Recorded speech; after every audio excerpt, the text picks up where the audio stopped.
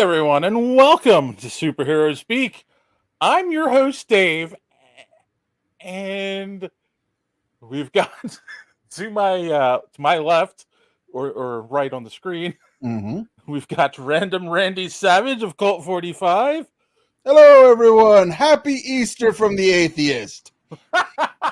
And below, down in hell, no, Hades. Down in the dark, The one and under only- hollow earth.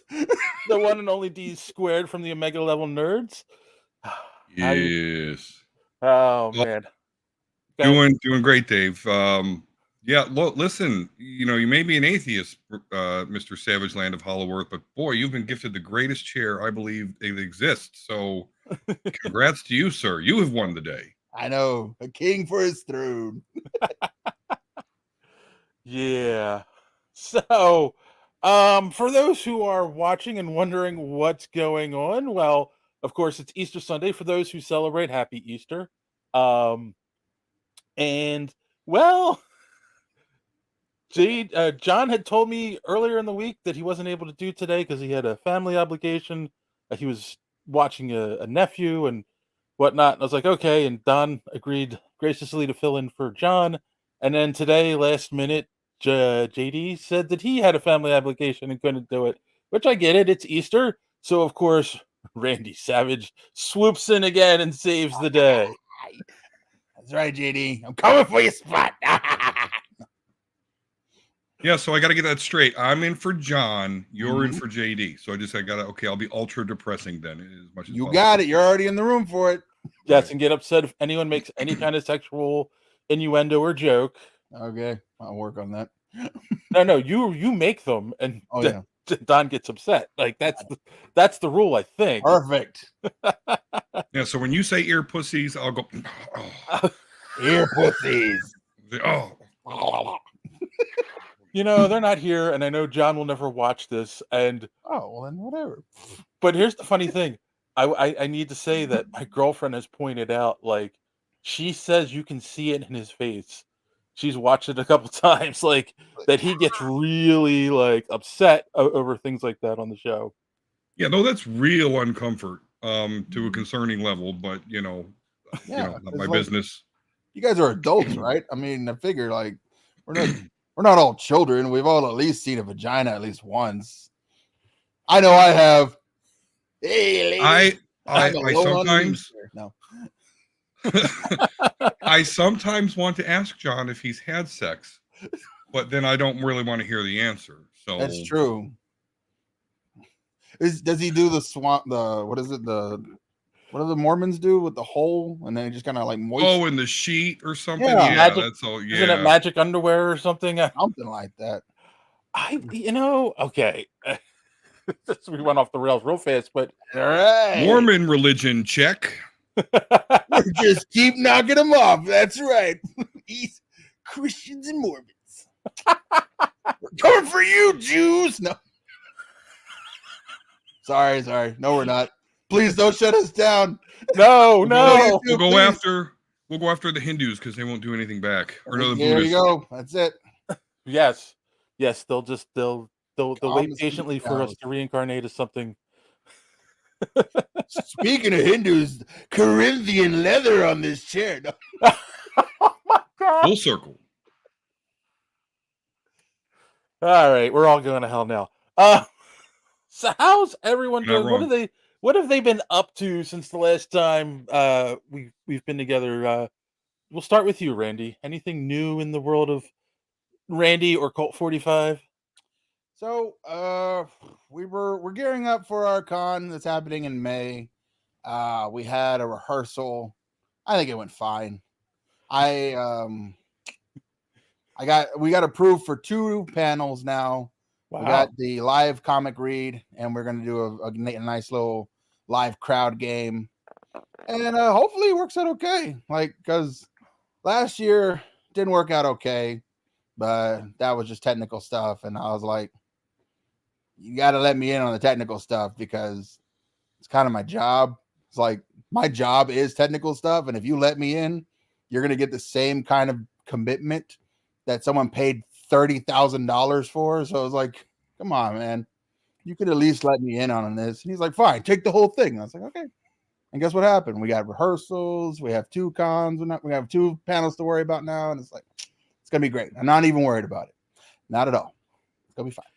You know, I'm going to be honest, the way you're saying this, I feel like maybe Brandon is not as confident as you are. Totally fine. Totally fine.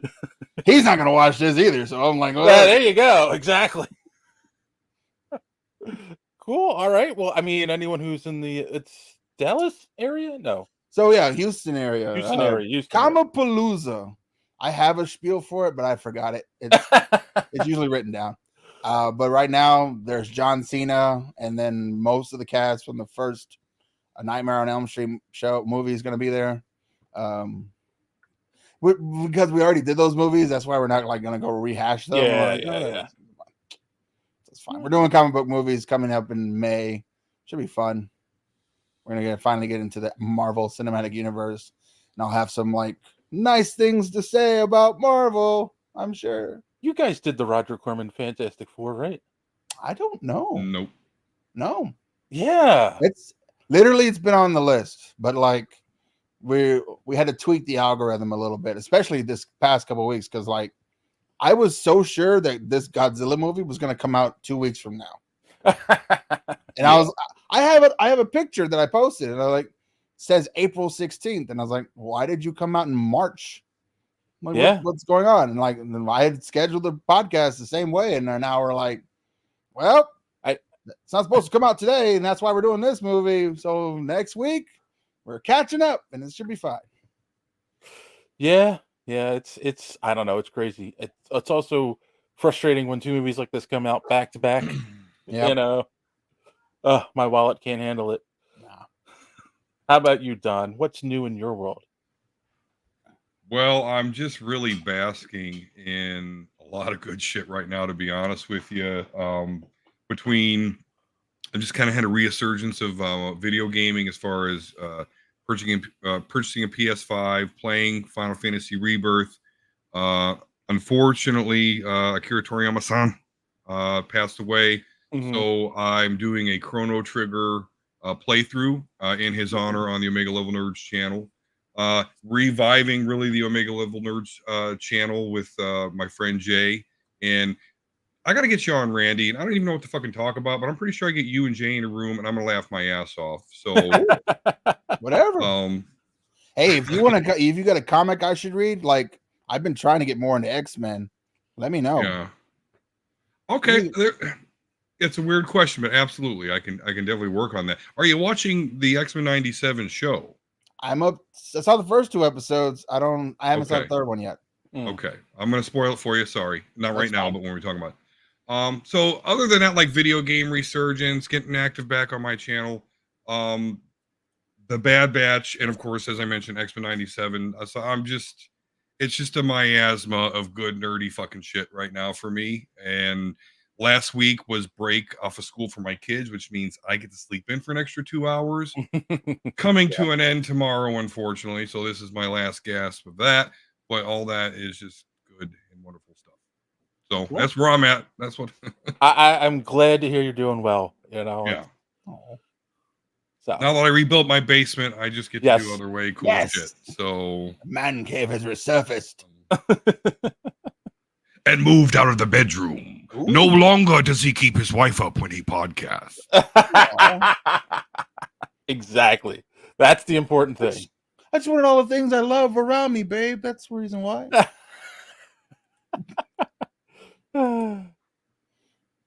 what I would have said. Don is looking like Patrick Ruthfuss. I wish I knew who that was, sir. I'm sorry. Okay. Is it the long beard, maybe? We'll have to. I'm sure it's a new thing. The wife digs it. I don't know about how I feel. But I love how it's like the gray streak is right down the middle. I don't know how I got. That's what kind of gets. Yeah, that is the cool part. I think it's dope. And, my stuff comes in like little patches of red, but it's like I want a big white bushy beard. Every time I look in the mirror, there's more gray. Stick it, man. I don't know. On your beard. Well, it's funny too because my late wife and my current girlfriend, like every time I'm like, I want to dye this because I don't like the gray. They're like, no. Yeah, no. No, keep it. There's something women love gray in your beard. It's weird. Yeah. So It's that wisdom. Sean Connery brought it, to sexy land, and it's been there ever since. That's yeah. true. So yeah, well, I haven't been up to too much this past week. Saw this movie we're gonna be talking about, of course. And it's Easter, so of course I went and had dinner with my family over on over at my mom's house. It was that's always a fun time, and then with my granddaughters, um, and we were my one granddaughter. We were talking, and I said to her, "You know, here's a fact for you. Did you know that humans eat more monkeys? I'm sorry, that came out wrong. Humans eat more bananas than monkeys." Okay. What? And she said, Oh yeah. Yeah, that makes sense. she said, "Really? Is that true?" And I'm like, "Yeah, I can't remember the last time I ate a monkey." Right. See, I kept it clean. That's the inappropriate joke of the week.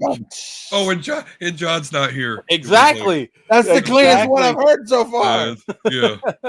Oh no. That's kind of why I did it. That's what I was thinking about. I was like, oh. No, actually, it's funny because I have like 3 or 4 saved on my phone. That's like the last one I have saved before I have to like find some new ones. And more dirty jokes about swallowing monkeys. And I thought it was cute, and I could include one of my granddaughters in it. So, But to say, I was just thinking, yeah, it's cute when my 9-year-old daughter comes to me every day. Hey, Dad, with this joke. So, her and superhero speak is where I get my joke repertoire. Get your dad jokes. Oh, so we brought it up earlier, and Don, I was so glad that you were filling in this week because you're the one person I want to talk to about this show, and that's X-Men 97, of course. I'm all caught up on the 3 episodes. You're all caught up. Randy did not see the newest one. So just in general, guys, I'm from both of you, I'm curious, what do you think so far of the show? And Randy, you can go first. Yeah, go ahead. Sure. It definitely feels like a resurgence. I honestly didn't watch the old show when I was younger. I watched a few episodes, but I really wasn't an X-Men fan. I don't know why. That show seemed really serious, like really serious for a cartoon back in '97. And I was like, yeah, I'll come back to this some other time. And then now I'm an adult, and it's like, oh, we're still serious. And I was like, oh, cool. But have you guys gotten a sense of humor at all? Kinda. It's like, all right. Still got cool action sequences, right? Yeah. Okay, cool. I'll watch you when I get bored. Okay. That's where it is. All right, Don. Kudos to you, Dave, for letting him go first. We're gonna give you all the time. Go ahead. You have the floor. It is the most wonderful piece of content, comic book related, that I've seen since Deadpool 2 and Deadpool 1. And it's because the first animated series for kids was great, but now when I watch it, it's like it makes no sense as far as like how the fights play out. So it's good for the nostalgia, it's good for some Wolverine lines, but it just doesn't make much sense. This series makes sure that it makes sense, that it's like actually what I would read the X-Men do is now in animated form. And you could just tell how much Bo DeMeo loved this source material. And I know we'll talk about him in a little bit, but boy, is that unfortunate because I'm buying everything he is selling. And particularly with this episode 3, where they dealt with Cable's origin. Okay. Yeah. The X-Men is convoluted as fuck.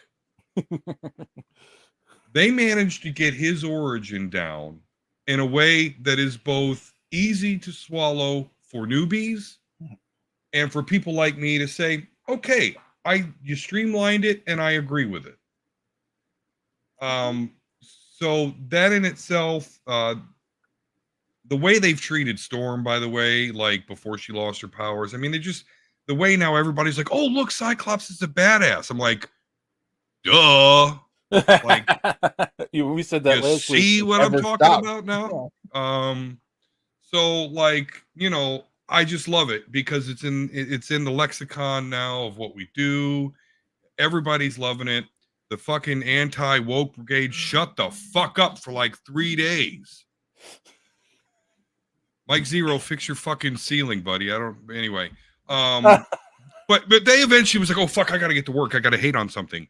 Oh, X-Men woke. Yeah, and the fucking ocean is wet. So Well, and it's funny. The thing I want to say to that is, right, like the main thing that I saw people freaking out about is the non-binary. Morph is non-binary, which and he might want to fuck Wolverine. How about that? Does that ruin it for you? I mean, well, first, but here's the thing, right? Like number one, it makes sense because he can change to any person and any gender he wants to. But two, like, it's not that 3 episodes so far. There's nothing in your face about it, right? Like, which is the way you're supposed to tell stories like that. And like, I think people just freaked out before they even saw anything. That'd have been a weird if the episode. Anti-woke right in the fucking camera. Like, if the anti-woke shitheads on Twitter and YouTube didn't fucking have a hissy fit over the whole binary comment, we wouldn't even know. Or non-binary comment, we wouldn't even know. That's true. So I didn't know.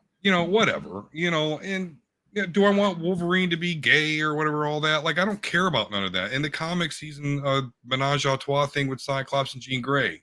So, I mean, come on. It's a dumb thing. The only hatred of this show is for dumb reasons, from dumb people. And there you have it. I fucking love it. And so would you like me to break down what the differences were with the cable origin? Or sure. Does everyone understand all? Or Dave? Yeah, I mean, I don't care. I mean, it's interesting that they brought I can't think of her name, the Goblin Queen, Ellen Pryor. Aaron Pryor in. Like that shocked me right away when the clone showed up at the end of the second episode. I'm like, are they really going there? And then of course it made sense, right? Like, because that is part of Cable's origin, right, in the comics. Or at least, has it been retconned, or is that still part of his origin in the comics? Okay. Nope. So go ahead. What are the big differences? Explain. Okay. The differences are that Madeline Pryor did not have powers. She didn't gain any sort of powers until after Cyclops had immediately dumped her as soon as he saw the real Jean Grey and her baby. Then she got them later when she made a pact with basically the devil. I'm not going to get all into it. And she got some like demonic fucking inferno powers. So in the show, she basically got Jean Grey's powers, but a different color, I guess, as much as I can make of it. So, Sinister gave her those powers.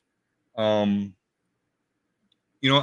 of that, as far as Cable or Nathan Summers getting the technoganic virus, in the comics, Apocalypse gave that to it. Right. So again, them streamlining it, said Sinister, totally makes sense. I mean, you got to feel bad for the kid. Like, as soon as Sinister gets him, he just dumps him in the green shit. Like, just closes him in.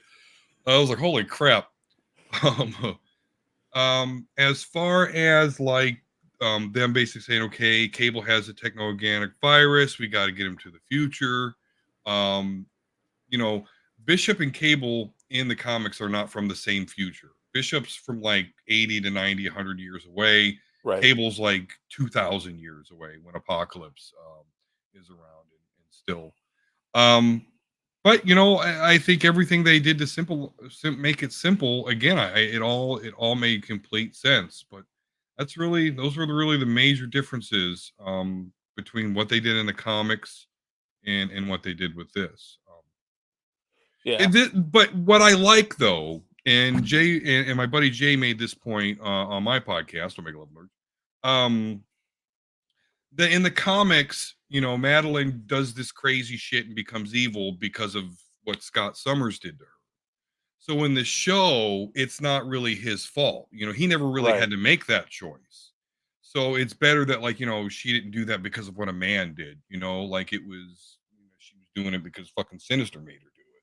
Go crazy like that. So yeah, that's really the major differences. And I just, what they did to streamline just totally made sense. And I'm like, holy crap, they actually delved into Cable's origin and made it convoluted, but not way too convoluted, like it is in the comics. Yeah.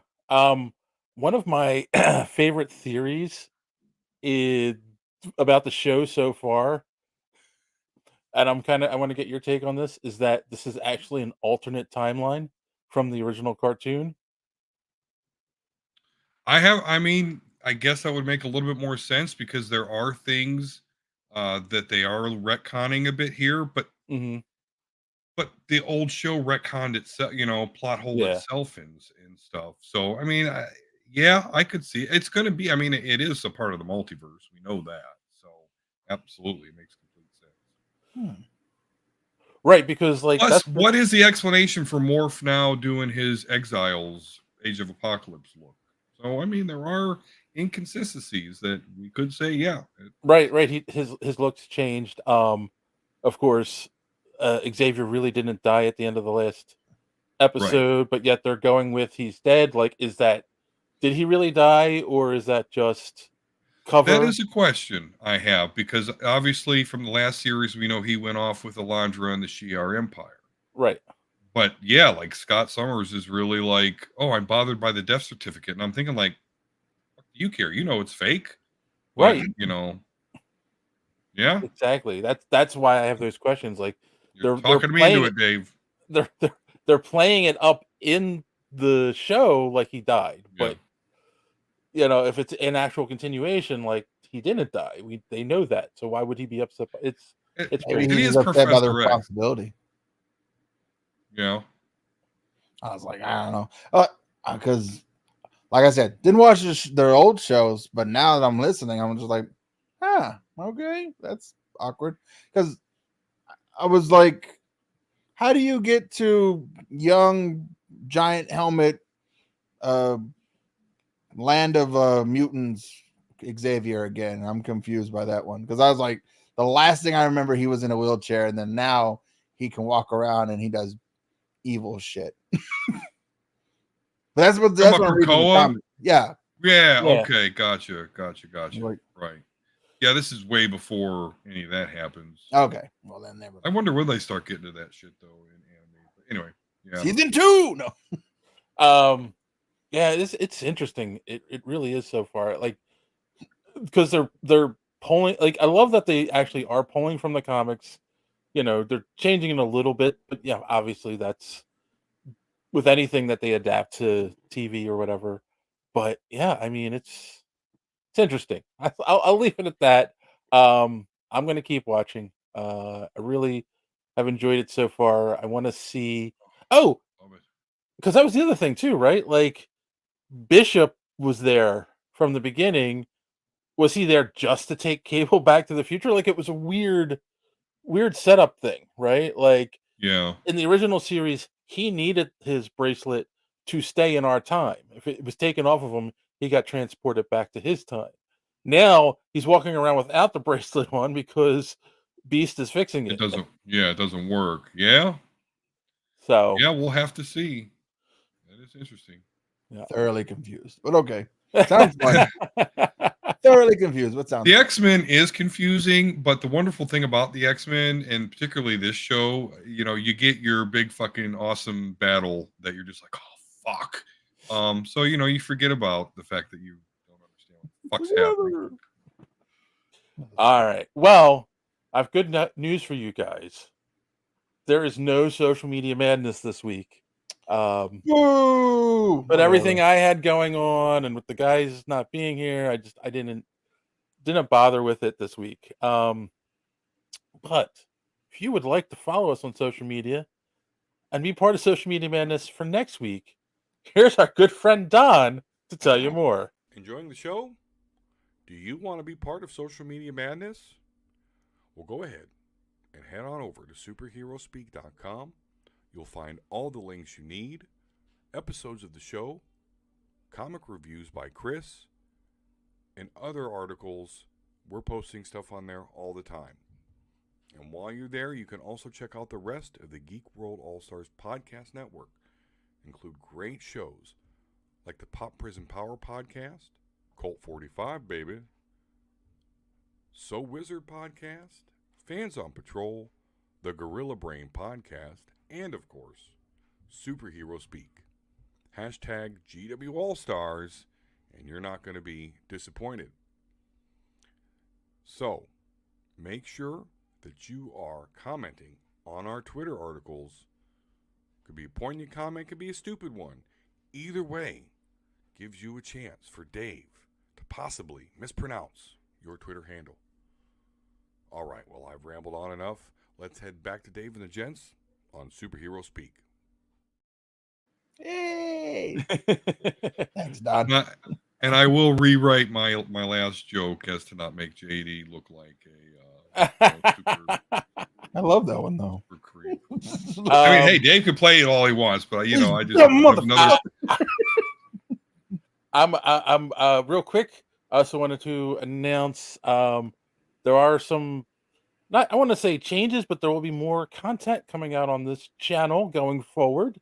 I'm going to try to be doing more clips, and of course, we have had an interview going up every week. We just had Don Dexter last week. We've got Raven Monroe this week, independent comic creators. And of course, I've been doing rants every week. So, you know what? What I'm saying is, if you're not subscribed to this channel, subscribe now. Click that bell for notifications so you don't miss any of that content when it comes up.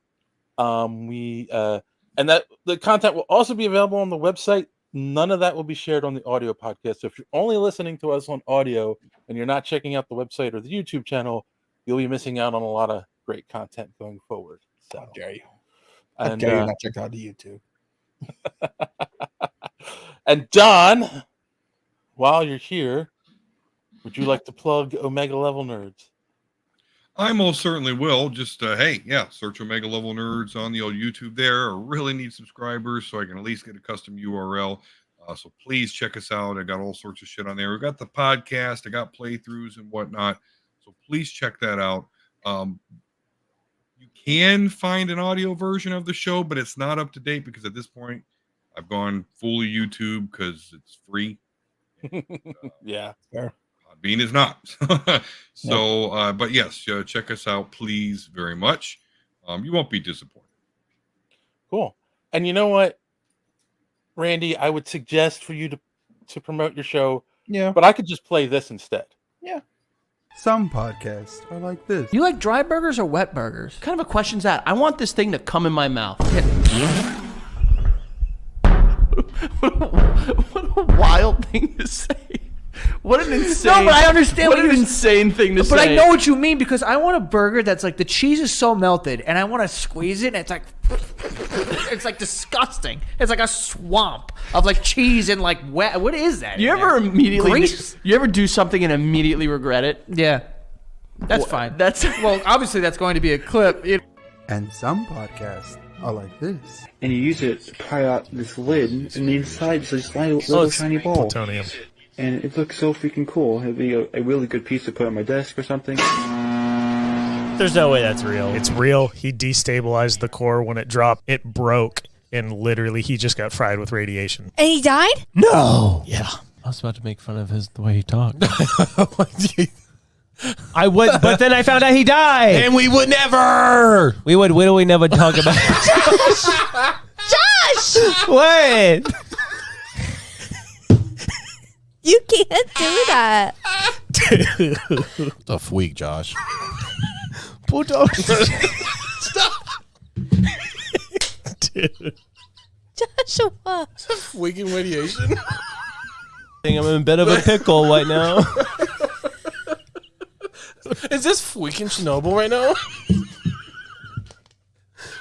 Oh, no. But only one podcast is where you can get in-depth analysis like this. They tested out and realized that it does bubble when people get pissed off. Mood Slime. Mood slime. saying that out loud sounds different. We all have it. We all seen it. It's the slime that comes out when you get angry or upset. Speaking of which, did Egon fuck the slime? Why did they get accusatory, and why did he get super defensive all of a sudden? It's like, he's like, you didn't. He's like, you didn't. You didn't sleep with. You're not sleeping with it, are you, Ray? And they're like, I got blown by a ghost. I think I would. Fuck it. He was trying to conjure the ghost back. He just dips his dick in it. Come on, come back. You are now listening to Cult 45. This is Beat 'em Down. And I'm Random Randy Savage. Find us on all your podcatching apps like Podbean or Spotify. And follow us on Twitter, Instagram, and Facebook. Or just go to www.cult45podcast.com. Also, check out our YouTube for that sweet, sweet video content. Cult 45, the only podcast that puts hair on your chest. I might have to swap out that YouTube part. I was gonna swap it out, but TikTok's about to get banned anyway, so I guess never mind. Did Ray and Egon sleep with the slime? That's the question. Obviously. And okay, hold on. The one podcast clip you've got in there with the guy who drops the metal, like was that real? Like, did that guy actually drop it and die? Do you know? Did you? Apparently so. I don't know. I'm assuming everything that I'm posting is 100% factual, unless of course it's just I wonder, like, bros be like, yeah, there's no need for me to shower or whatever. I just wonder, like, how does that get out there? Like, how does that get filmed? Unless he was streaming it live, then it's possible. But man, that's terrible. Don't you think that'd be in the news though? That'd be a rough way to go. I don't know. There's a lot of stupid people out there. If they were all in the news, it's all we would be talking about. I don't think Getting your hands on plutonium. Only a rare few people on this earth can get their hands on plutonium, though. That's kind of the thing. He's obviously. I'm sorry to bring realism into it. I took. No, you're right. And I have a relative who works at a nuclear power plant, and he couldn't be filming in there. That would be illegal. So that's fair. Yeah. All right. Fine. I just brought the whole house down. Whatever. Fine. Jokes are dumb. All right. Well, let's keep this going and depressing. So the great Louis Gossett Jr. passed away this week at 87. Yeah. Chappie. First African American to win a supporting actor role, Academy Award. And I mean, he's been in a lot of great movies. So let's what's one of your favorite movies that he was in? Don. Iron Eagle, Chappie Sinclair. Like through you say all the movies he's been in, honestly, that's when I know him from. You know, I think the only other movie I think of with his, and I don't remember the name, is where he played the alien and he had a baby and the human arch rival had to raise it. That's a super cut, I'm sure. But wait, Alien Mine? Is that what you're talking about? I you know what? I'd have to Google it, and I'm too lazy to do that. It was an old '80s movie. It was Louis Gossett Jr. as an alien. Yeah, that's Alien Mine. That's a great movie. Yes. Okay. So that's my two memories. But Iron Eagle was on like one of the VHS tapes my grandma made me, so that was like it just got watched over and over and over again, like Star Wars. Or not Enemy Mine. I'm sorry. Enemy Mine. Okay, yes, that. Yeah. Thing. All right. Now that Synapse fired. But that's what I think of though. All right, Randy Happy Sinclair. Now I took two of them. Let's see. I hate to say it. I thought he was already dead. Oh my god. Oh my. He's an old man, and I thought he died after because they talked about him when they did the Watchmen remake, the Watchmen TV show, and I was like, oh, maybe I thought he was already passed. Well, he was in the Watchmen series. Yeah, and I was like, that's why they talked about it. I was like, oh, right. Oh, but yeah, okay. Or you think like he did like that guy from Ahsoka, like he was in a series and then died. Yeah, that's what I thought would happen, and I was Yeah. like, he just did that series, and then, but no, he was also in Outlaw Johnny Black too, and I didn't see that. Well, he was a voice, but Yeah, I think Enemy Mine is, I think, one of the first movies I've seen him in, and then, let's see what else. Stargate. He was in Stargate SG-1. He was great in that. Yeah, but I think I'm with you, Don. Iron Eagle. Like, you can't take that away from him. Give a shit. yeah, it is. Yep. Yeah, great role. He will be missed. So, all right. Well, now that we get the sadness out of the way, so okay, this is definitely an us article. Last week we reviewed Ghostbusters: Frozen Empire, and one of our complaints was it felt like stuff was missing. Right, there was like all of a sudden we're in New York again. They're busting ghosts, the Stingler family, and all that, and then Ray's got this secret lab going on we don't know anything about. Well, as they do now in all media like this, there is a comic. I believe it's from, I can't remember, is it IDW? Ghostbusters Back in Town, which bridges the gap between Afterlife and Frozen Empire. So I'm kind of curious what you guys think of this, because they keep doing this with different franchises. It's like, oh, go read this comic if you want to understand more about this. Do you think this is just a crazy money grab? Do you think this is a clever move? What do you like? What do you think? Yeah, Randy. I believe they've worked this business long enough to know how the audience is going to react to some things. Like if we make a movie and there's still shit that just left behind, and it's like, well, wait, what happened with the and like those are obvious questions that they probably had too while they were writing it. And it's like, then the next one. So it's like, all right, so how do you bridge this? Well, what if they just had a thing and did a thing, and then there was another thing? It wasn't world ending, but it was something big, like a filler episode that you would have on a TV show. And they're like, no one would ever watch that. Yeah, but would you read it? And I was like, you know what? That sounds like a great idea. We'll put our dying comic industry on it, and then we'll make a couple bucks. You got it. Good for you, screenwriter man. Make me some more screenwriting things. Go. Yeah, I mean, and you're right. And I think if it was owned by, if the rights were owned by Disney, it probably would have been like a short on Disney Plus. That's exactly instead of what a comic. Yeah. Yep. What about you, I'm fine Don? with that. You gonna run out and buy this comic? No, but I will say that I don't know if this is a money grab. There's actually a proven universe that does this out there already, and that's called Star Wars. Yeah. Okay, so, and I know you guys shit on this line all the time on the show. Somehow Palpatine returned. Somehow he if returned. if you're watching the Bad Batch, you're learning all about that, and it's a great show. But see, just like you said, if it was owned by Disney, instead of being a comic book, it would be a Disney Plus short. So now Star Wars can do that because it's owned by Disney.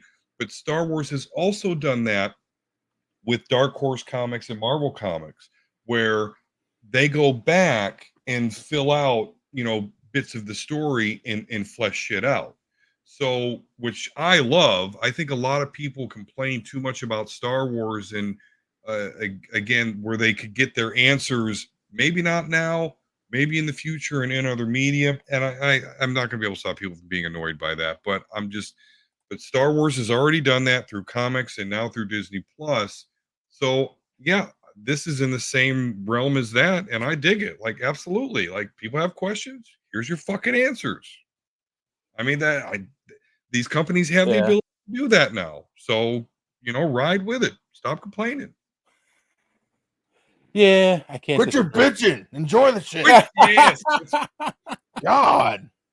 Damn. We're living in an age of information, and you guys are still bitching about not knowing enough. This is very true. You have porn on speed dial. What are you talking? You don't know what it was like, one line at a time, with your cooling erection in your hand, you sick bastards. Oh my God. You don't know what it was like when, you had to like find a Playboy somewhere. Right. Like we found one on like a construction site by my friend's house one time. Yeah, And there it was you like go. literally Or the you thing we traded had. a ride from work to get to get 3 random skin magazines. Right. Oh, where's John? All right. I love those magazines. They were hard to hide though. I'm actually My parents kind just of didn't curious. care. Yeah. I'm curious. I might actually I probably won't run out and buy it. I'll probably find it digitally and read it. As you so do. I'm talking about Oh, the Back in comic. Town, the Ghostbusters The comic. comic. Oh, okay. 'Cause I want to see if it does actually fill in some of the gaps that I have with it. Yeah. So Sure it will, and that's pretty cool that they're doing that. I think that's so much Ghostbusters is a good property, and this is just more evidence that like, oh, there might be some longevity here. Because I mean, it's fun. I enjoyed Ghostbusters, and my kids are enjoying Ghostbusters, so it's awesome. Yeah, I haven't seen the new one yet, but it's on the list. Yeah, same here. I'll get that money Absolutely. or find a better copy. So I liked it. I think you guys would like it too. I'll leave it at that. Bill Murray's in it, and I know I know he just like phoned it in, but I don't care. I don't even care. You're gonna go. Yeah. Anyway. All right. Moving on. Let's a little bit of Marvel news here. Not much coming out other than Florence Pugh shared a video on Instagram on set, and she did one of those, I'm not allowed to show you this, but hey, look at this, and hey, look at that, but I'm not allowed to show you videos, and it was fun. But what I loved is the chairs that they were sitting on said Thunderbolts with an asterisk next to it. Mm-hmm. And there were tons of articles that were all of a sudden online. Thunderbolts title changed, and they're like saying Thunderbolts asterisk is the title and it means something. And I'm curious, did you guys watch the video and did you think anything of that when you were watching it? Randy? Why does every video that comes out from a celebrity like dissected and analyzed like the Zapruder film or something? Like we're trying to catch Kennedy's way killer? too much time. I don't understand this guys. Florence Pugh is an amazing, beautiful actress. I did not notice any fucking asterisk. I'm just gonna be clear with you at all. I knew she was in the Thunderbolts. They're gonna make a Thunderbolts movie. Why wouldn't they? We spent all this time fleshing out Red Guardian, Baron Zemo, and Black and the White Widow, and it's like we still have Ghosts somewhere out there. We have stuff to play with. Bring all the villains back, and with the multiverse, Killmonger might show back up for no apparent reason other than whatever. Who cares? And I'm just annoyed. I'm annoyed by like the comic book guys on the internet, be like, everything's woke and everything sucks and nothing's good. And I'm like, I don't think you guys ever watch anything bad. Like seriously bad. I have a tendency to watch bad movies for my podcast, and it's like, guys,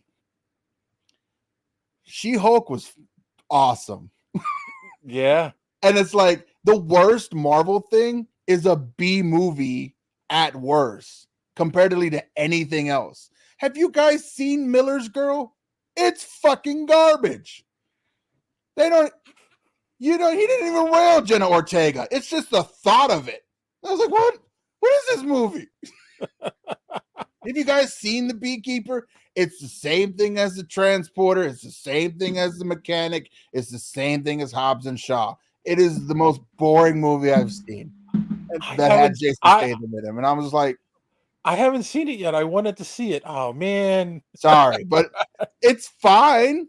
If you want to watch Jason Statham, do the Jason Statham thing. Yeah, I was about to say it's a Jason Statham movie. I got that vibe. No, what was sad about it was like it really felt like they were like, let's do the John Wick thing, but just not tell anybody about it. And it's like, So he's John Wick. No, he's Jason Statham, but he's the beekeeper in the alliance of all these masterful beekeepers. And there's a queen and a hive and a hierarchy. And there's certain coins you give out. Those are the honeypots. And then you could like shut the fuck up.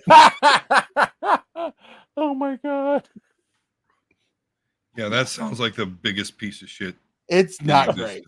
I literally was like, I'm glad I'm getting paid. As soon as you said they had here their right now. As soon as you said they had their own currency, it's like, oh yeah, and they really did rip off John Wick. Everything. Yeah. Like everything was ripped off from John Wick, and I was like, so bees. Okay. Whatever. All right. Well, internet comic book guy, Don. Not you, Don. Other people. No, but I mean, come on, you had to have come across some of those articles where they were talking about the asterisks and like over analyzing what she was showing. What did you make of it?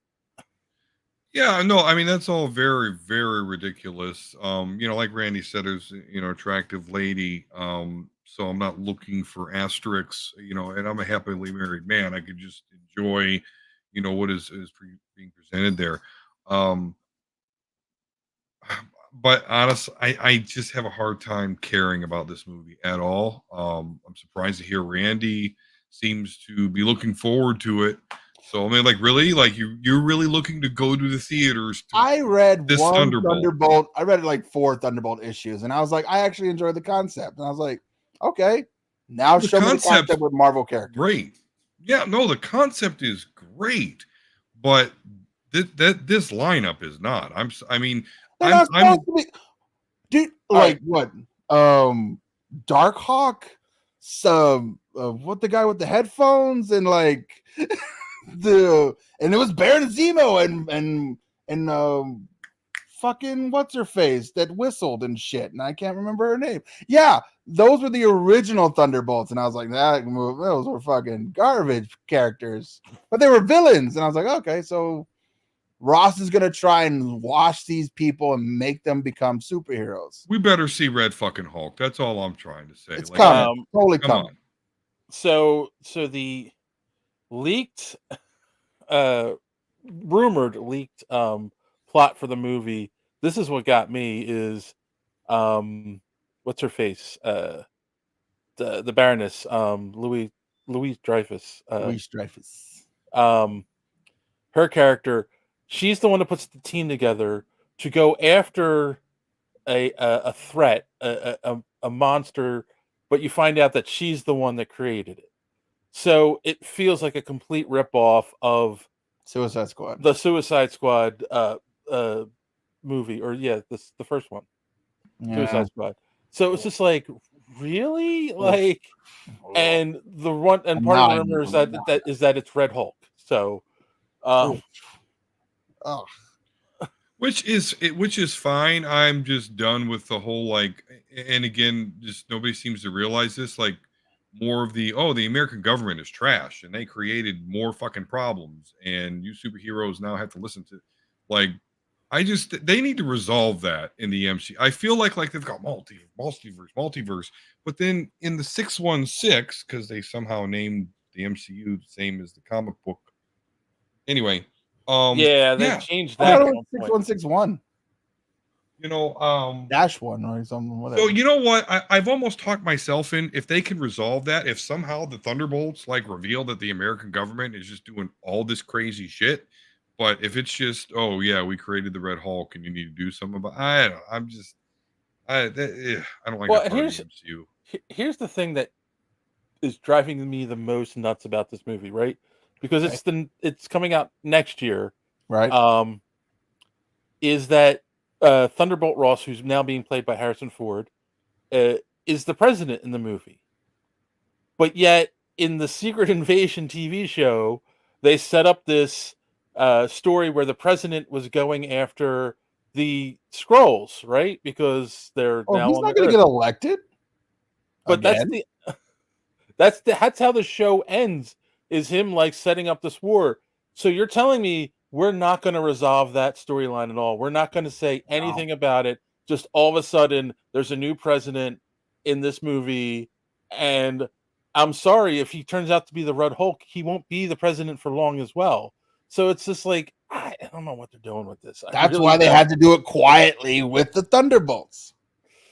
Yeah. I'm just, I don't know. Because, It could be me. like in between the giant scroll war, which ended terribly, by the way, because the Asgardians backed the scrolls, and it's like, well, we can't fight them. So it's like, shit. All right. So obviously we can't fight them, president, who got us into this war. Guess what? You're out now. There's our new president, shiny happy, who makes peace with the scrolls and the Asgardians. Because if Captain Marvel is the path we're choosing, I'm almost 100% sure now that the scrolls in Asgard are going to be the diplomatic people to try to bring the peace.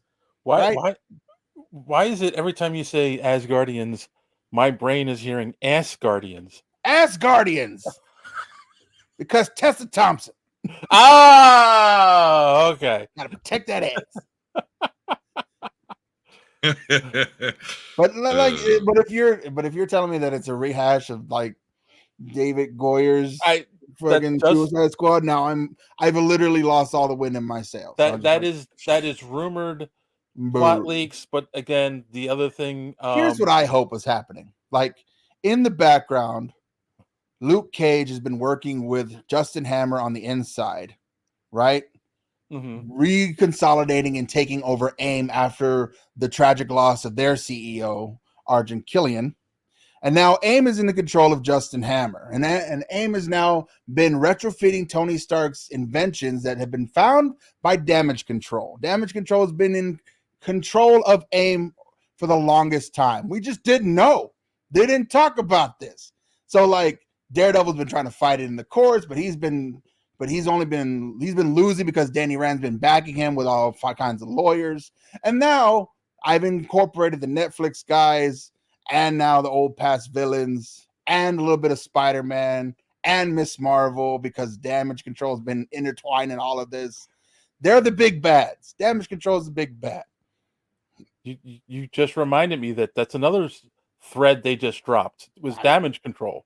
Like they used them a couple times and then that's it. They just disappeared. Because they ran out of Hydra agents, which haven't gone away. Yeah, they never go away. They're in the government. They're running the government. They're running the government. Makes total sense. Yeah. Isn't there supposed to be like a secret society controlling all the governments, run by AIM, Hydra, and like fucking Hammer Corp? That sounds like Orchis, but yeah. I mean, that's what I think is happening. Is like there's behind all this, there's a big corporation that we just don't see, and it's been in our face the entire time. I feel like, and it's Kang's the Q Corporation, that Kang Corporation that he had. I don't disagree with your theory at all, but I feel like their argument is we already did that in Winter Soldier. Hydra was secretly in control all the time. So whatever. Yeah, now they're blatantly in control. Then we bring back Chris Evans again as a clone, and it's like, what? Yeah, hell, Hydra. Yeah. You know what? Maybe because Marvel is such a mess, this is why Kristen Stewart just came out in a recent interview and said she would never do a Marvel movie. It seems like a fucking nightmare. Yeah, like it's funny because this was another one of those, like, all of a sudden I saw this article everywhere on social media, and that's why I grabbed it. But it's just like, what Marvel fan has said, you know what's missing? Kristen Stewart. You know who's missing? Blockbuster star from Twilight, Charlie's Angels, and that Snow White and the Huntsman, Kristen Stewart. Yeah. You know what? Yeah. You know what we need? We need somebody with piano keys for teeth. Yeah, that's right. With the acting ability of this PS5 controller. Yeah, that's what we need in the MC. I mean, she works. She works. I'll give her that. But like, Underwater didn't make $500 million. So, and it's just like she she's bagging on the Marvel films though, right? Like she's That's like, what oh, they're everyone who formulaic, isn't in blah, the blah. Marvel thing does, though. It's like Scorsese Right. does it, and Kristen Stewart does it. It's like, fine, go make your indie movies then. Yeah. Yeah, fine. Go be in Twilight where vampires sparkle in the sun. Yeah, that's That great wasn't her choice. decision. That was Stephanie Oh, but Meyer. she was who in wrote that. universe. Yeah, But she's in the universe. And the funny thing is with the Twilight movies, everyone I know that's read the books hates her in the movies because they're like, that's not, I don't remember the character's name, but they're like, that is Bella. not how she act. What was it? Bella. Yeah. That's not how Bella is in the books at all. Like, because she comes off so flat in the movie. Let's say, oh, Bella isn't a 2x4 dressed to a broom handle, moved around a little bit. She meant acting wise, not just like structurally, but just. I mean, because and we know because she dresses like Kanye West's wife, which is bizarre. A little bit. She doesn't wear pants anymore. I swear I just read an article where Kristen Stewart does not wear pants anymore. It's always got to be some sort of. Did you like skirts or just shorts or what? Yeah, just like Daisy Duke, type shit, cards and whatnot. I don't wear pants anymore. News at 11. That what rich people get to declare. What rich people to declare. My kid's name is Fruit. We need to be careful because no one can see us from the waist down. That's true. I don't wear pants anymore, guys. Get in the comments. Yeah, that was my comment on the on that article too. Is like, and every Marvel fan gave a sigh of relief when she said this. Good. Dodged the one bullet on that one, I guess. It's like Evan Sorbo won't be in a Marvel movie. Good. Don't want him. We could go on and on for forever on these. Oh man. All right. Well, that's it. That is all the news. So I think it's time for another quick break, and we'll get right back with our main topic.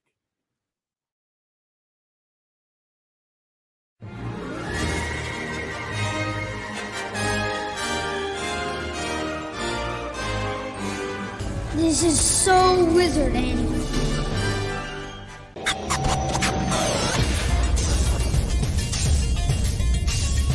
Broadcasting very fast and very dangerous from the planet Malistan. You are listening to So Wizard. You're thinking people gonna die? The only podcast to make the Kessel run in under 12 parsecs. There'll be no one to stop us this time. I am your host, Joey DiCarlo, and with me, my co-hosts, the queen of all nerds, Aubrey Litchfield, and the expert, Mr. Marquis, Marcellus Ray. You are listening to So Wizard Podcast, where three friends review movies, TV, and sometimes more, podcasting weekly on the Geek World All-Stars Podcast Network. Marcellus Reagans, please tell the listeners where they can find more So Wizard Podcasts. Everybody, you can head on over to SoWizardPodcast.com, and there you're going to find a brand new episode every week. Find So Wizard on all podcasting streaming platforms, such as iTunes, Spotify, Good Pods, and pretty much wherever you can find a podcast. Check out our YouTube page, where new content is being uploaded regularly. We also have a Patreon page. For as little as $1 a month, you can receive exclusive bonus content while you're supporting the show. No, I didn't. First of all, a podcast takes a lot of work, okay? You have to organize the guests, you have to do a Google Calendar, and then you build a following. It takes a long time, and I've been working on it for a while. I'm watching your little square. Yeah. And you're mouthing along with that. Randy, that was perfect. You know how many times I had to listen to that damn thing while I was cutting it? Well, not only that, like every time you listen to the podcast, every time you listen to So Wizard, they play that. I love it. Oh, all right. So, what we came to talk about this week, of course, Godzilla X Kong, the new Empire. So obviously, I always like to give the numbers before we get into it. So let's start over on the box office mojo. So far, as of this podcast, they've made $102 0.9 million domestically and 369.2 million worldwide. Outside of the United States, so 470 million worldwide.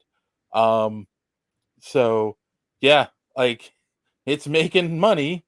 Over on Rotten Tomatoes, we got. Sorry, I lost my notes for a second. There it is. Over on Rotten Tomatoes, the critic score was 55%, but the audience score is 92%. Yeah, that makes sense. And then finally, we did our patented superhero speak poll over on X, as we do for all the movies that we review. I changed it up a little bit. I did this because last week JD complained about how I word the polling, so I changed it up, and now he's not here to appreciate it, you bastard. But so I just said, what did you think of Godzilla X Kong, The New Empire? And I gave 4 choices. It was great, 10 out of 10. It was good, 8.5 out of 10. So this is kind of like how I feel the ratings work when we do them on the show. It was okay, 6.5 out of 10. And it was terrible, which is a 0 out of 10. And the lowest one was 0 out of 10, was at 10%. We then the next it was great, 10 out of 10, got 15%, 25% of the vote went to it was good, and then it was okay, got 50% of the vote. And it feels about right for this movie. And we got 2 comments on it. Larry Himmel, the hero, said it was okay, and he gave it a 2.5 out of 10. That's not really okay. That's a failing grade. And then our good friend Kassan said, I took my kids, they loved it. I was entertained. So a good movie. These kinds of movies don't really need to make sense. It's a big monsters going smash. I can't disagree with that. Nope. So as we always do, let's go around the room. Initial thoughts, spoiler free before we get into spoilers. And Don, you can go first. I can't get the thought out of my head of Larry Himmel there, like taking a bite of food, like, oh, it was okay.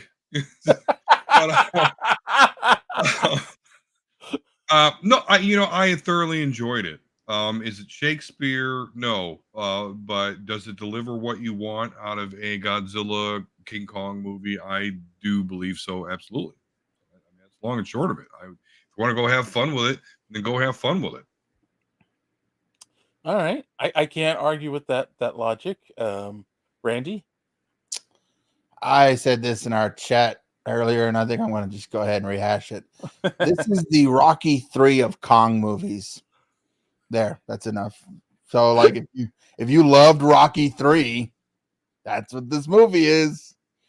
And then you're like, which one is Rocky 3 again? Yeah, go ahead, figure it out. Should be fine. There's Hulk Hogan and Mr. T in it. Actually. Yeah, that's the one.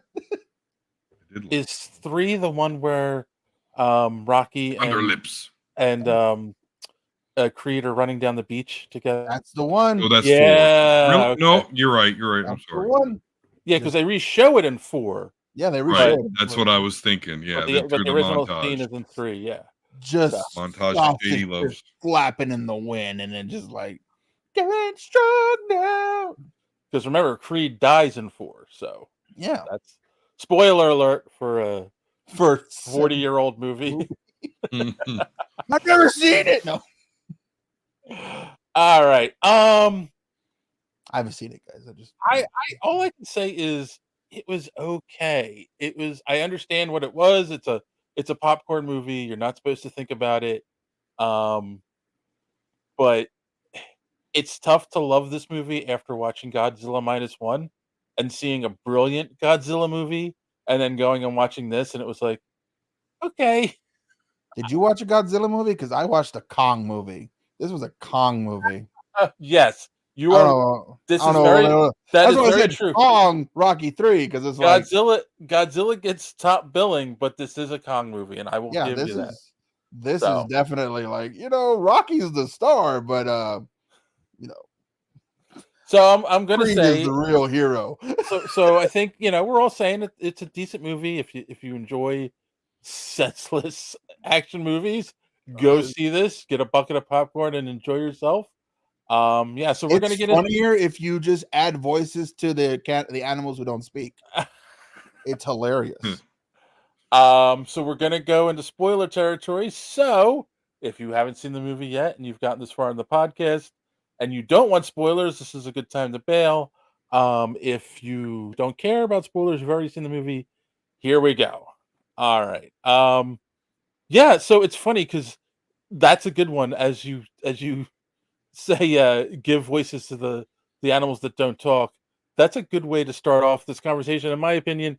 There's a lot of buildup, and there are a lot of scenes of Kong doing things in Hollow Earth where there's no talking whatsoever.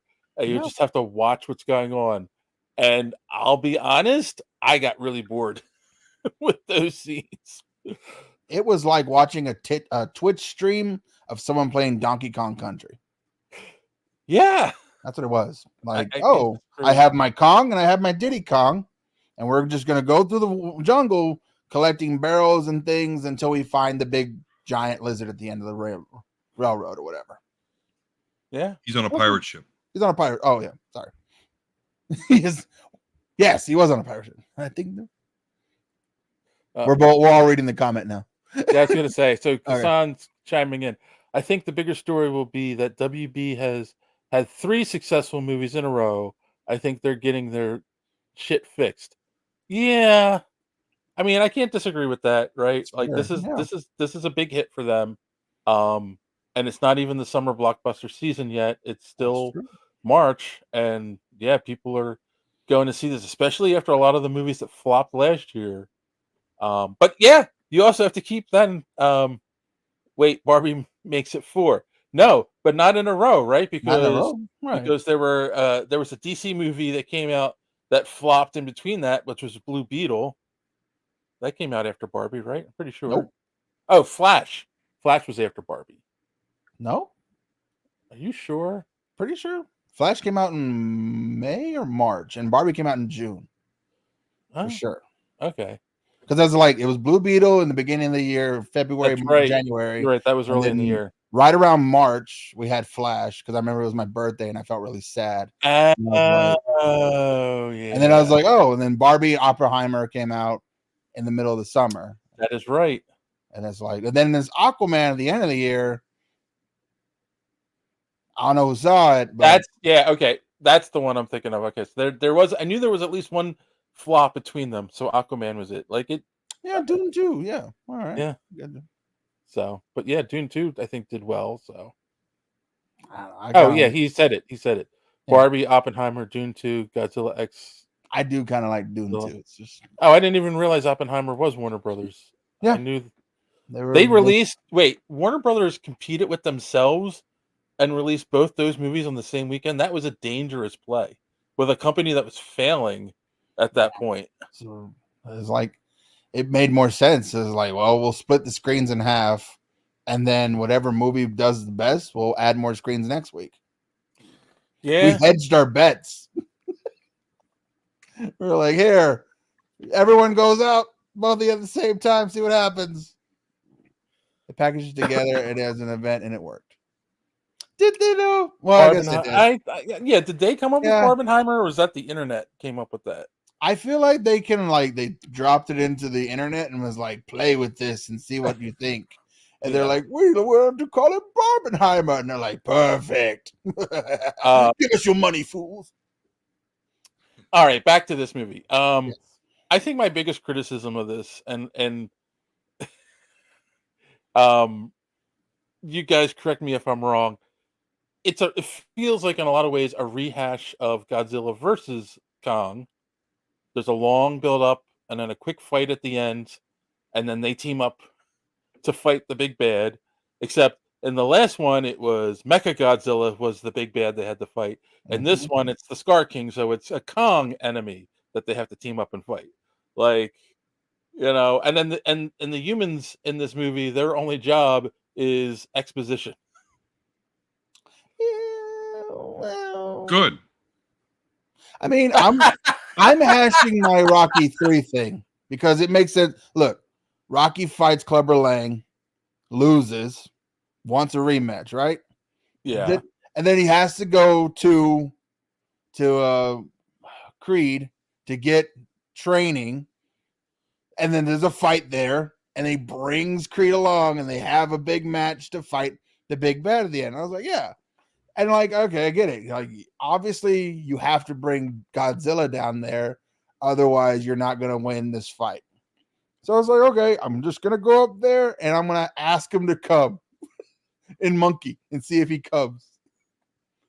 Oh yeah, and then there's a love interest, and the girl revives Mothra, which felt like a weird thing to throw in, but okay, like. It was. I will criticize that. Like, they had already dealt with Mothra a little bit, not in the last movie, but the movie before. So how Mothra is now down here and dependent on these the tribe of people, I didn't get that, to be honest with you. Yeah, that is a plot hole, right? Like, if we're trying to say this is a continuation of that whole Godzilla series, so King of Monsters and all of that, right? Like, now all of a sudden. It's, yeah, exactly. How did Mothra get down there? Like, but again, temporal hole. I will this is a movie where you're supposed to shut your brain off and watch giant creatures fight each other. Absolutely. The story is shit. It's the most convoluted fucking thing that I have consumed in years. I was like, okay, I get it. But exactly, what are we here for? We're here because the orangutan version of Kong rides an ice Tarrasque and uses a whip with a strange thing on it to control the ice Tarrasque. And so we need to get this giant ape and this giant lizard to fight that giant ape with a new arm upgrade for some reason, and that giant lizard. And they did it. I mean, but there's a lot. They never explain why the fuck that glowing crystal, which I assume is a part of the ice Tarrasque. I'm calling it ice Tarrasque, and you're only going to understand it. I called it Negazillard. But yeah, either way, the ice dragon. We never get an explanation on how he can control the thing, other than he's got that little, what I assume is a part of its scale. So that's what I take it for, man. Is like, believe me, there's a lot. They tried to Guardian Galaxize of this, with that dentist, and every time he's on screen, we're gonna play a cheeky tune that you might remember from the 1980s or 90s. It's so true.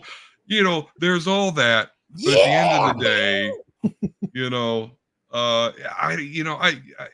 but the monster fighting was awesome. Godzilla going after Tiamat just to charge up. You're like, and I mean, don't get me wrong, it's a little too soon. I know. I was getting reminded a lot because Godzilla don't give a fuck. Every bridge, he looked like he sought it out to destroy it. And I was getting like little Baltimore flashbacks. I was like, oh boy, maybe a little bit too much right now. But okay, I get the allegory. Like, Godzilla don't give a fuck. And I love that part. He sleeps in the Roman Colosseum. He is taken over. He looks like my dog when it's curled up in the dog bed. Yeah. So it's all that shit that, like, I'm like, okay, this is fun. I love this.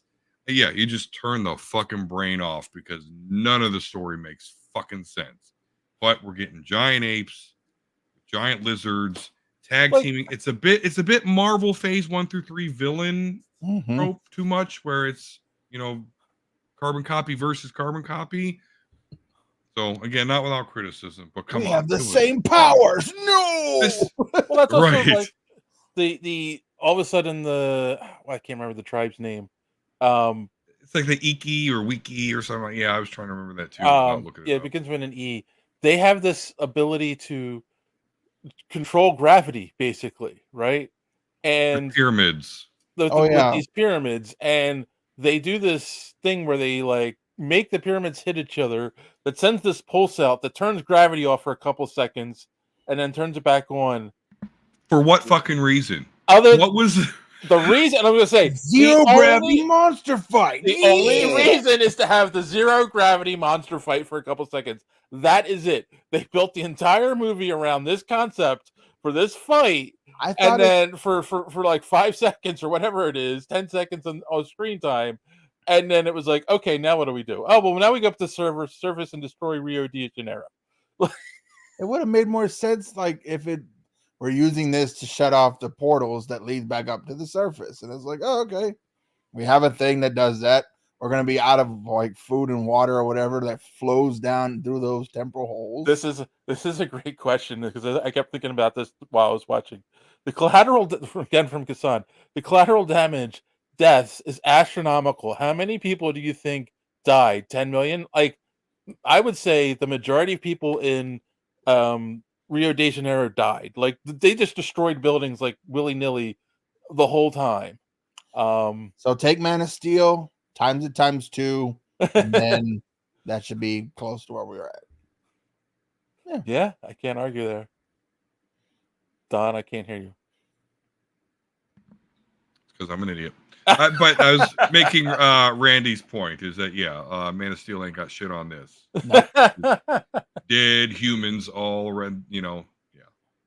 Now, here's an interesting one. Side note, right?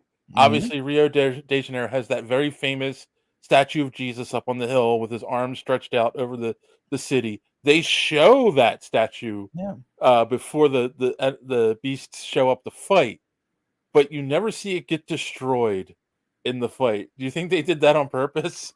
Yeah. Yeah. I gotta do that. You don't want to upset the Christians. Yeah. Of course, it's idolatry and all that, but yes, Godzilla's an atheist. No. Well, the atheists in the room, they don't understand idolatry. They don't. I don't. It's just a statue, guys. Keep it. Whatever. I'm not giving you my money. You're not supposed to worship idols. I don't care who the IRS sends. No. Yeah. All right, I'll give you that one. All right, so again, we'll say this is a destruction porn movie with giant monsters fighting each other. So, what was one of your favorite scenes from the movie? Don. I actually liked when because like so the Scar King made fun of Kong because he had a metal tooth, and then and then they fought, and then he fucking Kong knocked out one of the Scar King's tooth, and he was like, like they made Kong very human, and I know they did that in the other movies too, but like when you're saying that there's no talking, we just following Kong, like that was all the kind of. Because me and my wife were talking about, like, why does he give a fuck that he's covered with that green goop? Which I don't know why everything in the Under Earth or whatever Hollow Earth has green blood, but it does. But we're like, why is he taking a shower? Like, why does he care about any of that? And it's like, he's very human-like, which is like, okay, we're not interested in that. But it was kind of funny because him and the Scar King, I don't know. It was just cool. The mannerisms they were using. And again, he made fun of his tooth. He knocked his out and was like, fucker. That was cool. It was a little taste that I like. All right. Randy? My favorite part is when the guy got killed by the tree. Yes, the guy got killed by the tree. Talk about a foreshadowed scene. I mean, I hate you. I hope you die first. Oh, there he goes. Right. Yeah, they knew what they were doing because they're like, and then I did like him making fun of the tooth thing, and in my mind it was like, look at this boy here with his human tooth, and he chokes him out, and I was like, ah, and. Emperor Mojo Jojo of the Ape King, because that's why I called him. Because I was like, they didn't give him names, so I was giving him names, and I was like, the fact that he had to bring out his pit bull, and I was like, oh, cool. So I don't know, I'm okay with this, because I wasn't invested. Literally, I was kind of in and out of the movie. It was like, yeah, all right, Kong's better get to something. Like he's following this child ape, and they're like, what have you done? What have you brought to us? It's like, no, I brought the savior of the apes. And it's like, what? Not me. I'm just Kong. I'm just here. I was hoping you had more food or whatever. It's just like, I didn't realize there was more of you people. Yeah, I did like the scene. You already said it, Don.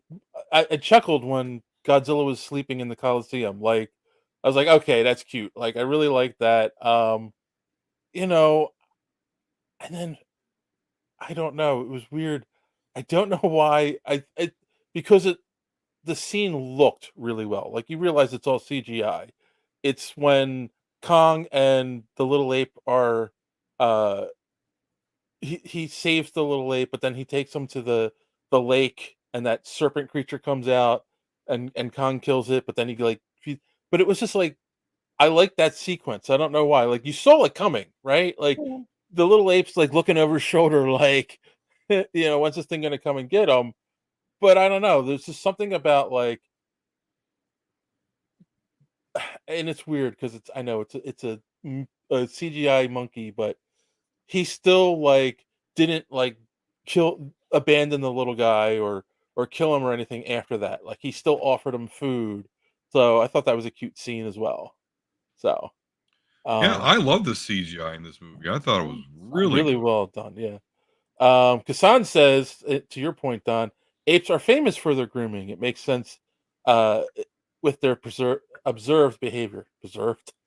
Okay, I mean the one. Okay, yeah, sure. Gorillas, I could see, but orangutans at the zoo throw feces at the. He also says, since Hollow Earth is a Dyson sphere, the two pyramids act as a gravitational point for either side, up, down of the sphere. Okay, like, okay, you're giving me an explanation, but that's another thing that I thought was weird. Like, they were doing this and it was sending a pulse out. Like, I thought it was like, again, if we're gonna nitpick things about this movie, nothing in Hollow Earth affects what's going on the surface. Like, at all. Yeah. Everyone's just having a good old time upstairs. It's like, whatever. Right. I would think that maybe that gravitational pulse would affect the surface, but hey, what do I know? Is it even the same? I can't think about it. I mean, the whole thing is like they go through some kind of like teleporter to get down there. So some part of me wonders, like, is it even the same planet?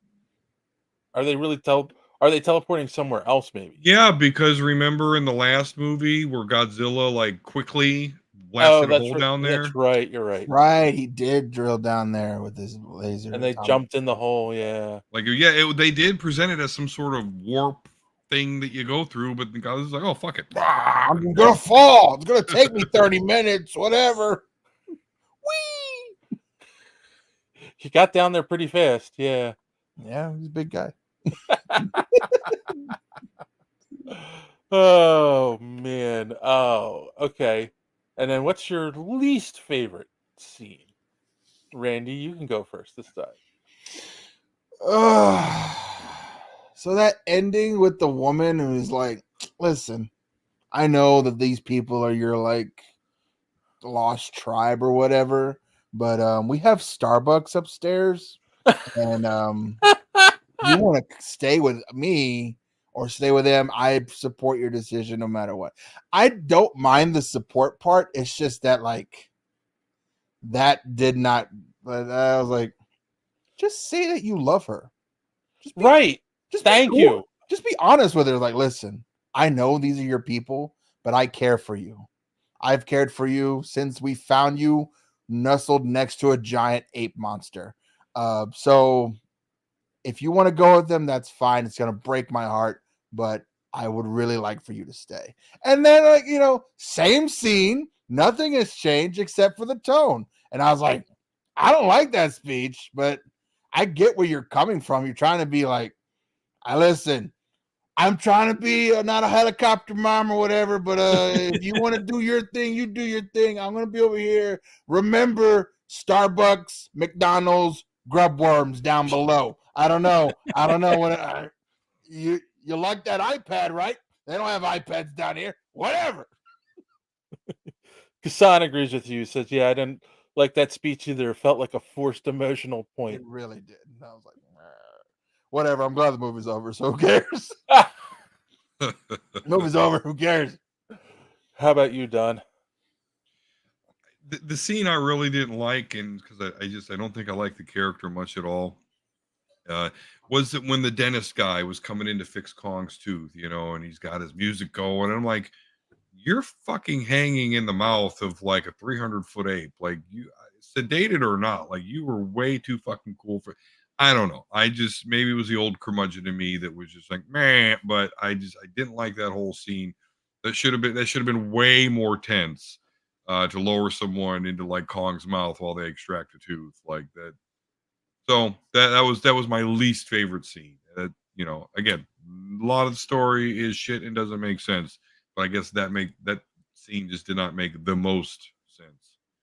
I'll go one step further where they had him like heavily sedated to pull his tooth and put a tooth in, but yet he had nerve damage in his hand, and they put a mechanical brace on it, and he wasn't sedated, and yet he didn't kill anyone. So it was just like, so did they need him sedated in the first place? Why didn't they try to figure out how to sedate him before they put that thing on him? Like, it didn't make a lot of sense. I hated the whole mechanical hand thing, brace or whatever it is. Like, it really didn't make sense. I loved it. It didn't. Upgrade. He lost his power axe. He needed an upgrade. Is that what it is? If you watch the last movie without that power axe, he's less than nothing. Because Godzilla just fucking bodies him without it. And he's like, oh, well, I got a power axe. And then Godzilla hits him with the atomic breath, which he blocks with the axe. And it's like, ah! But he was teaming up with Mothra and Godzilla, so he didn't need the upgrade. Well, he's gonna need an upgrade to fight Mega Godzilla with the freeze breath. We didn't need the power glove back in the 80s, but we still wanted it. Even though it worked like is that what it is? That's his power glove? All right, kids, you want yourself an upgrade? Get yourself a Kong Crusher. Yeah. Kassan says, what got me is, I don't know how the hell they made a tooth like that in a couple hours. Right, like they acted like this was all like, a routine, and like clearly they have never. They acted like his whole job was routine. Mm-hmm. That he was a vet for the Titans, which it was like, really? That's a thing now? Yeah. We're gonna have a vet for the Titans, and like, I can handle everything. Had to go neuter the cat one, whatever it's called. I mean, and that's the whole thing, right? The whole, I felt like the whole him having an infected tooth and coming up to the service to get help was just to introduce the vet character. It was like, okay, like, is he needed in this? I don't know. So yeah, it was very coincidental because like he needed a tooth. Oh, and we've lost a connection with our base, so I guess we'll go down there. Yep. Like, that is. They really didn't need to do the tooth thing. That tooth did not prove like there. Yeah, other than the joke it could have just been we lost connection with the base. Let's go down. Let's go down there. After the end of Atlanta, Brian Tree Henry was like, "Listen, I did Bullet Train and I've done other movies. I'm not playing comic relief, so you're not getting me to play the funny all the time. I'm going to be the smart guy who says smart things every once in a while, and maybe occasionally be funny. So if you want comic relief, you need to go find yourself a guy or a Chris Pratt type." And he's like, "You know what? Let's go get a Chris Pratt type." And they're like, "Yeah, me." Oh my god, yeah. And then they're walking around and those mosquito type creatures, it lands on them and it starts sucking. And he's like, she needs it more than I do. But you don't know what kind of diseases they're carrying. Right. That's how malaria gets spread. Like, you're supposed to be the smart doctor, but yet, you could have been killing yourself and infecting the whole tribe. No, we're going to lick this blood. It's fine. Yeah. Yeah, I did hate. Yeah, I hate that character. You're right. What's Kassan say here? That vet could have been down in Hollow Earth doing research. Yeah, he could have survived. Seeing the as the attack. one Titan he can work on lives down. Yeah. Yeah. See, I cannot. Yeah, you're making He me could think have about survived the attack at the base. The other team Oh no! could have found him. This movie was okay. 2.5 stars. That was a good sign, but yes. All right. Oh, man. I don't know.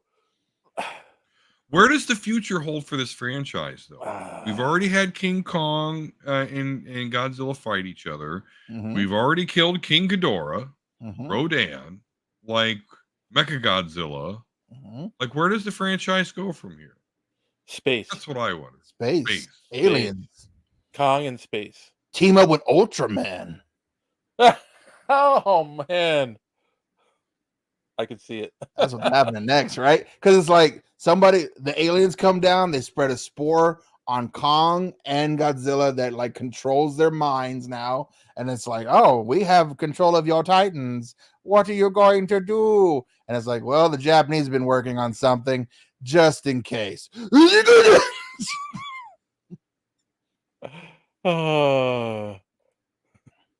Let's see. Like I said, the plot is Swiss cheese. It was destruction porn, and they gave enough of it to make us forget the plot. Exactly. Yeah, no, I mean, right on. I mean, and again, the CGI was great. I mean, the fights looked awesome. So, I mean, yeah, it is.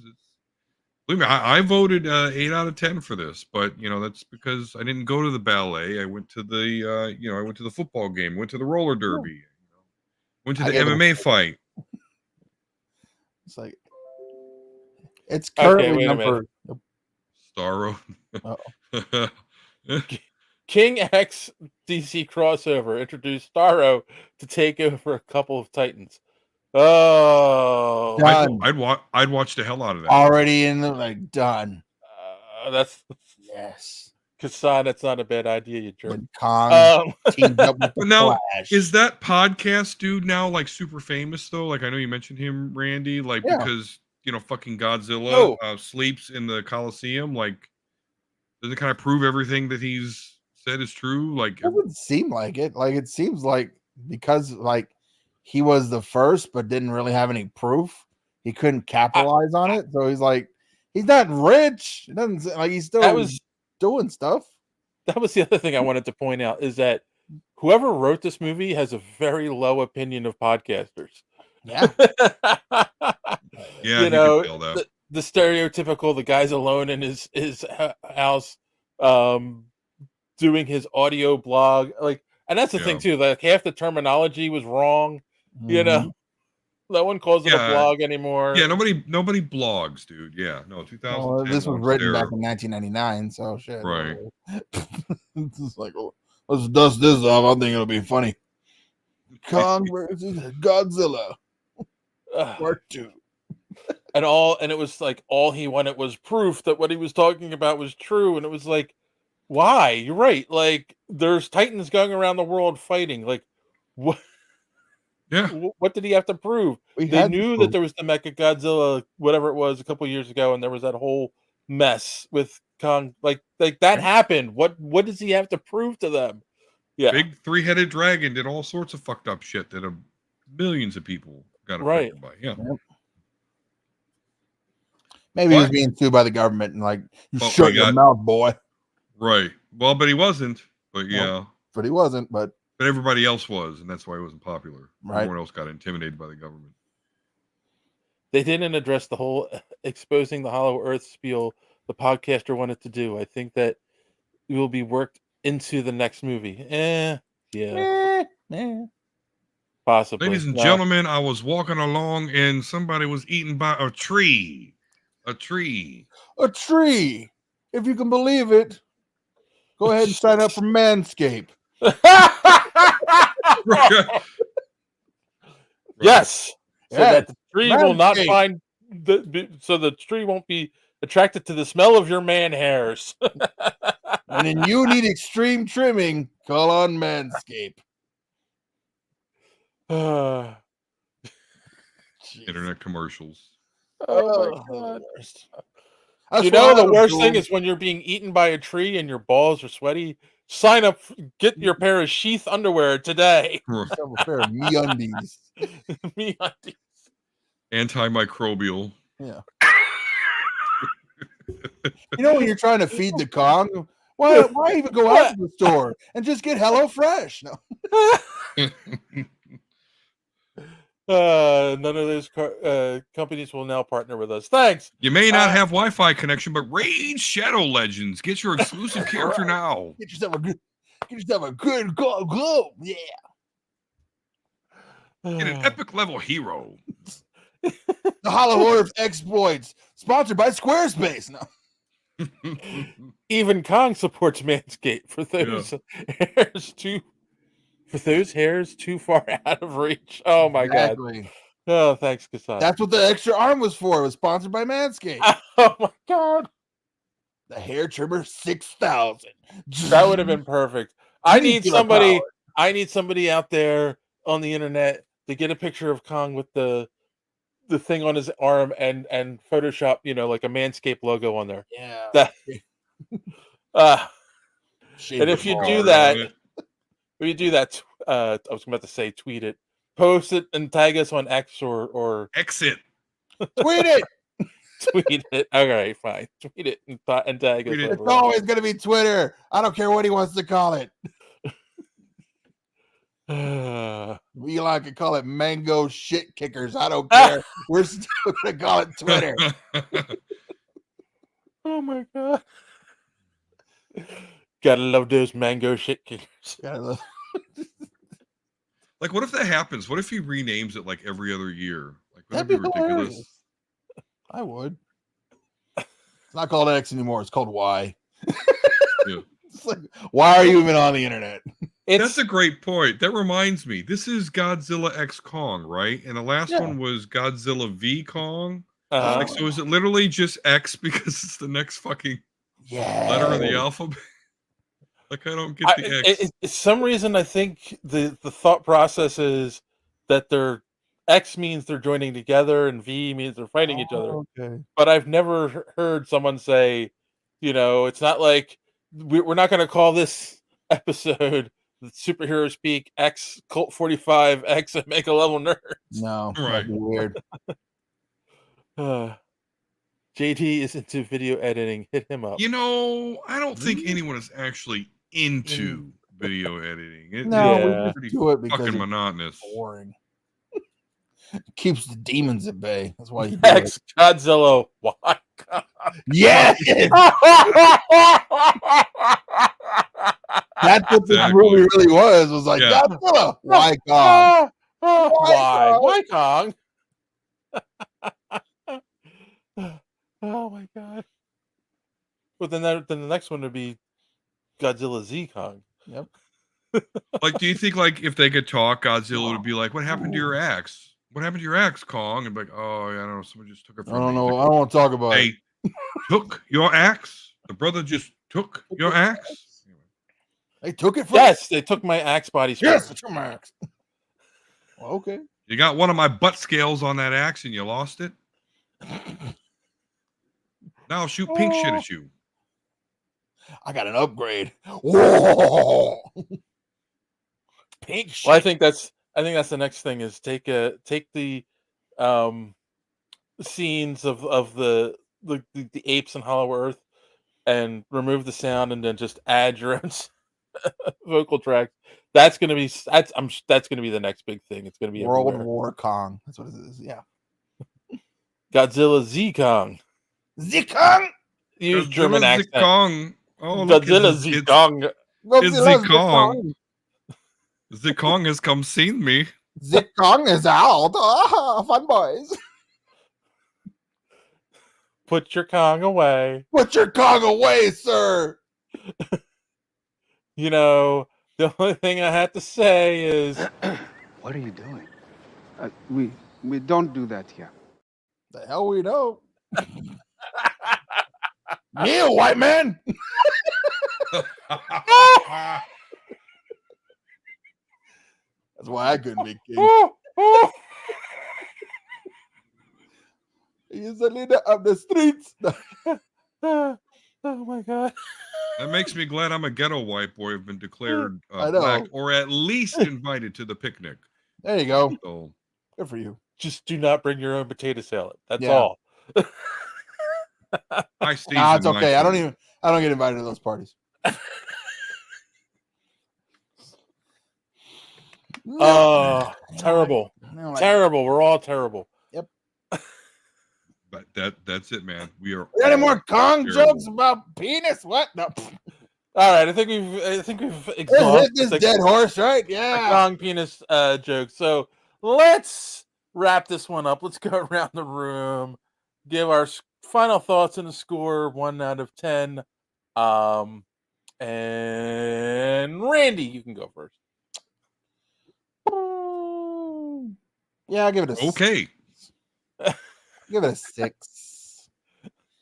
Like, what's one step above 5? Mostly because I gave it a 3 at Letterboxd, and I was like, yeah, it's now my number 3 movie of the year, which is sad. I was like, the rest of these movies are really fucking garbage. But no, it's a 6. It's not high art. It's a popcorn movie. Go watch it on the biggest screen you got, or don't, whatever, or just, do what I do and find the biggest screen you got and watch it there. Whatever. Stream it to your TV.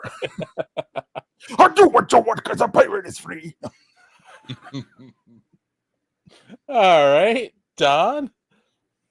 Yeah, I 8 out of 10. But again, acknowledging this is not Shakespeare. Don't go for the story.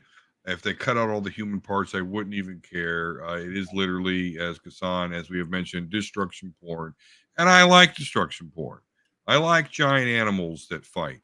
I like giant robots that fight. So hopefully we start doing a little bit more of that, Hollywood. That would be really great because this is the sort of thing that kids are like, man. You're going to see Godzilla and Kong on T-shirts this summer. Little, all sorts of shit. Like this is fun. It's just fun. Just have fun with it, and because it's fun, 8 out of 10. And actually, thank you, my wife, for suggesting it because we were going to go see. It was our 10th year anniversary, so like, we'll go see Arthur, which is this Mark Wahlberg with a dog movie. And my wife was thinking that cute. She's like, no, I want to go see Kong and Godzilla. I was like, oh, I love you, and so that's what we did. Never let that one go. 8 out of 10. And, you're right about that. But yeah, just go have fun. Just It's the best movie ever. You didn't even watch it. What's funny is JD had a major problem with the way Dave with the poll, but there's literally a podcast I listen to where their scale for movies is best movie ever, worst movie ever. That's it. No in between. Like you have to declare. Right, but that's also why I give 4 choices because there is in between, There is in between. And speaking of in between, I think I'm going to be fair and go right between you guys and say 7. Yeah, it's not Shakespeare. It's not like high art at all, but the CGI is great. If you like monsters fighting each other, if your first introduction to Godzilla was Godzilla Minus One, and then you go see this movie, you might be a little disappointed. Yeah. But if you have watched all of like Godzilla verse or King of Monsters, Godzilla versus Kong, if you've watched or Skull Island and all these movies, yeah, you'll like this. Just again, shut your brain off, munch on your popcorn, and have a good time. And yeah, that is it. All right, so let's bring this puppy home, as we always do. And you guys are also free to plug in this segment away. But of course, the question is, do you have a recommendation, or what did you learn on the podcast this week? Don, you can go first. I always fuck this up every time I'm on the show, and I guess I'll follow suit. No. So what I've learned is that I resemble Patrick Rothfuss, which is an American author. He's best known for his series, The King Killer Chronicles. Won awards and stuff, New York Times bestseller. So I look like that guy. What Kassan has taught me today. And then, like I said, I'm going to fuck it up by also recommending Shogun. You should watch that show. Ooh. Cool. It's still ongoing. So if you're the binger, okay, maybe wait a little bit. But yeah, me and my wife really enjoying Shogun, and that's Hulu based. It's on FX, but I don't even know why they bother saying FX. All right, Randy. Let's see. I didn't learn anything. Well, except for like monkeys groom themselves. Thank you, Kasan, I guess. Cool. I recommend that you guys go ahead and when does this come out next week? You guys go ahead and listen to my show, and because you know what, it's a bad week for that because we're literally like, don't watch this movie. It's terrible. It's bad. It's like orders. This is a Patreon thing. Please don't watch next week's movie, which is Hardcore Henry. I actually, it was pretty fun to watch, guys. I forgot that was even a thing. That's that Android dude or something, right? It's all first person. If you like mindless violence, like Kong versus Godzilla, I had a nice double feature of just like mindless violence that day, and it was just like good for the soul. Yeah, it was pretty fun. It was fun. A lot of just the man who cannot be stopped and who cannot be killed all the way through. So it's like, yeah, pretty badass. All right. What did I learn? I learned that there's probably no end to the Kong penis jokes that exist in the world. No. You know, or Kongscape. Kongscape. Or, you know, possibly use the promo code KongDong for 20% off. See, it just keeps going, boys and girls. All right. I will recommendations. I have no recommendations. I don't know what we're gonna be talking about next week on the show. Anything. I don't even know if I have co-hosts showing up next week. Let me know. We got another episode of X-Men. I'll be glad to talk about that. Another episode of Bad Batch. So something you all should really get hip to. All right. But I will recommend, if you've watched this far into the show and you're not subscribed yet, click that subscribe button. Click the bell for notifications so you don't miss us when we go live on Sundays. You don't miss any of the great content that's coming up. Again, we got some great interviews coming up and other things.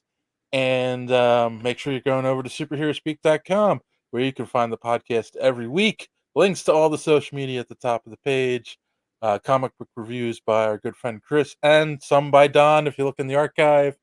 And yeah, that is it.